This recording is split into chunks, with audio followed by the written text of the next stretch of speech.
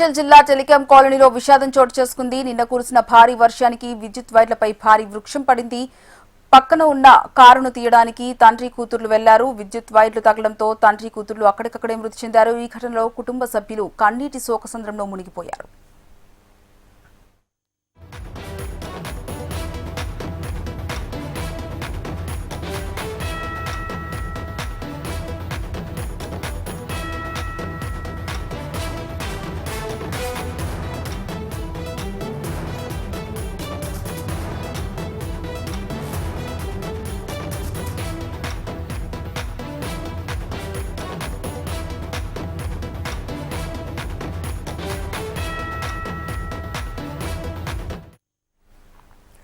మేడ్చల్ జిల్లా టెలికాం కాలనీలో విషాదం చోటు చేసుకుంది. నిన్న కురిసిన భారీ వర్షానికి విద్యుత్ వైర్లపై భారీ వృక్షం పడింది.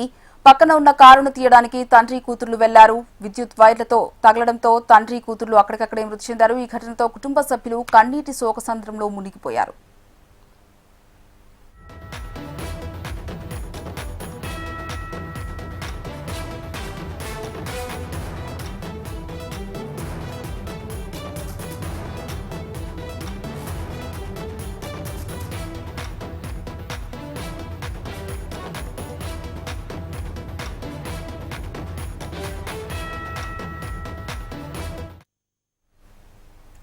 మేడ్చల్ జిల్లా టెలికాం కాలనీలో విషాదం చోటు చేసుకుంది. విద్యుత్ వైర్లు తగ్గడంతో తండ్రి కూతుర్లు ఇద్దరు కూడా మృతి చెందారు. ఇదే అంశానికి సంబంధించి కంప్లీట్ డీటెయిల్స్ మా ప్రతినిధి అరుణ్ అందిస్తారు. అరుణ్,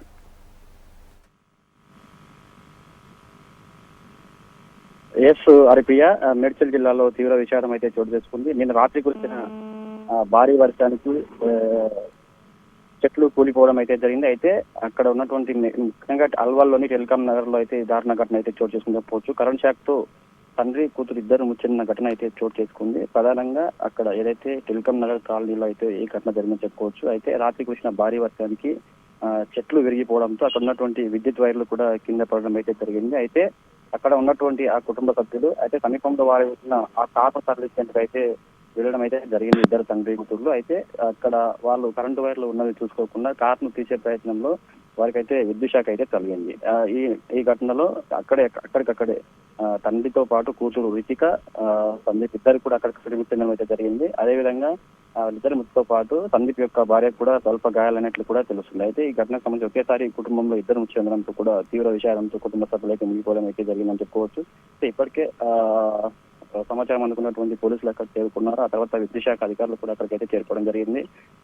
పోస్ట్ మార్టం నిమిత్తం అయితే ఇద్దరి మృతదేహాలను కూడా ఆసుపత్రికి అయితే తరలించడం జరిగింది. అయితే రాత్రి కురిసిన భారీ వర్షానికి ఈ ఘటన జరిగింది. ఇప్పటికైనా సంబంధిత శాఖ అధికారులు మేల్కొని ఇప్పటికే వర్షాకాలం ప్రారంభంలో కూడా భారీగా వర్షాలు అయితే కురుస్తున్నాయని చెప్పుకోవచ్చు. ఇప్పటికే 2 రోజుల్లోనే మొన్న కురిసిన వర్షానికి పాత బస్సులో ఇద్దరు విద్యుత్ శాఖ మృతి చెందడం జరిగింది. ఈ రోజు నిన్న రాత్రి కురిసిన వర్షానికి కూడా మరో ఇద్దరు మృతి చెందడం అయితే జరిగింది. మొత్తం 48 గంటల వ్యవధిలోనే 4 మృతి చెందిన విద్యుత్ శాఖ ఘటనతో అయితే వర్షాలు పడుతున్న నేపథ్యంలో కూడా జాగ్రత్త ఉండాలని కూడా అధికారులు చెప్తున్న పరిస్థితి మనకు కనిపిస్తుందని చెప్పుకోవచ్చు. ప్రధానంగా ఈ ఘటనకు సంబంధించి కూడా పోలీసులు అయితే కేసు నమోదు చేసుకున్నారు. Right, thank you Arun.